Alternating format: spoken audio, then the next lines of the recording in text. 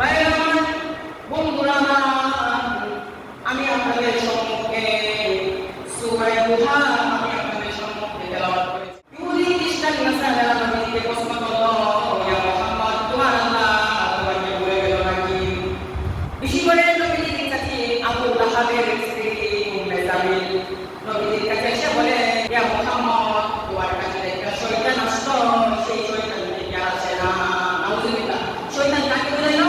জিবরিল আলাইহিস সালামকে। জিবরিল আয়াত নিয়ে আসতো, নবীর শানে যখন কোরআনে আয়াত নাযিল হতে শুরু করলো, একাধারে কয়েকদিন আয়াত নাযিল করা বন্ধ হয়ে গেছে। এই মুহূর্তে ইহুদি খ্রিস্টান নাসারা আমার নবীকে নিয়ে হাসি ঠাট্টা মশকরা শুরু করলো, মুহাম্মদ, তোমার আল্লাহ কি তোমাকে ভুলে গেল নাকি? সেই সময় আল্লাহ রাব্বুল আলামিন আমার নবীকে সান্ত্বনা দেওয়ার জন্য সূরা দুহা নাযিল করে আমার নবীকে সান্ত্বনা দেয়। আল্লাহ বলেন, ওয়াদ-দুহা ওয়াল-লাইলি ইযা সাজা।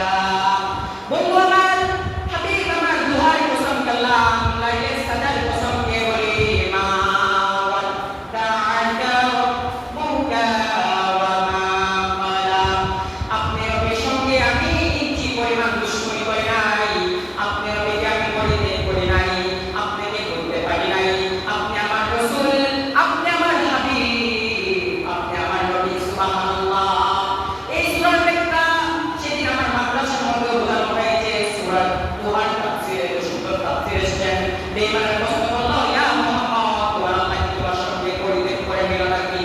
আল্লাহ রাব্বুল আলামিন তখন সূরা দুহা নাযিল করে বলেন, ওয়াদ-দুহা, সূর্যের আলোর কসম কে বলি, ওয়াল-লাইলি ইযা সাজা, অন্ধকার গভীর রজনীর কসম কে বলি। বন্ধু আমার, হাবিব আমার, আপনাকে বলতে পারি নাই, মা ওয়াদ্দাআকা রাব্বুকা ওয়া মা ক্বালা।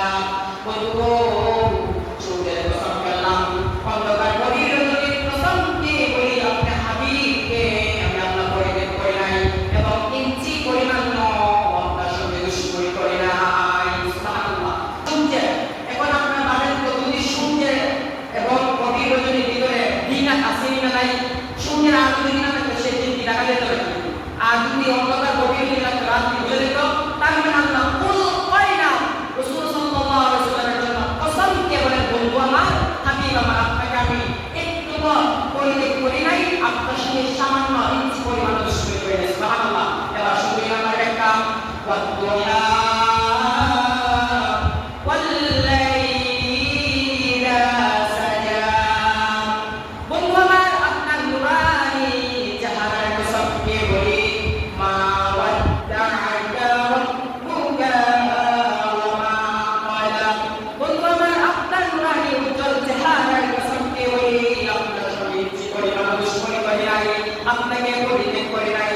আমার নবী নুরানি মায়াবী চেহারার কসম কে আল্লাহ কসম করলেন, ওয়াল-লাইলি ইযা সাজা।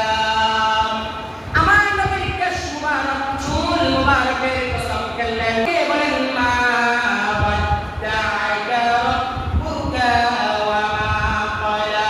বন্ধু আমার, আপনার নুরানি চেহারার কসম করলাম, আপনার কেশ মুবারকের কসম করলাম, আপনি হাবিবকে, আপনি রাসূলকে আমি একটুকু পরিত্যাগ করি নাই, ইঞ্চি পরিমাণও দুশমনি করি নাই।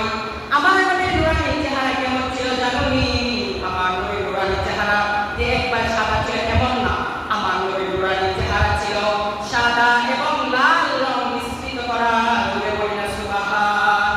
নবীর চেহারার মধ্যে সাদা এবং লাল রং মিশ্রিত করা ছিল। তে বুঝেন কিরকম হবে? আবার ওয়াল-লাইলি ইযা সাজা, নবীর কেশ মুবারক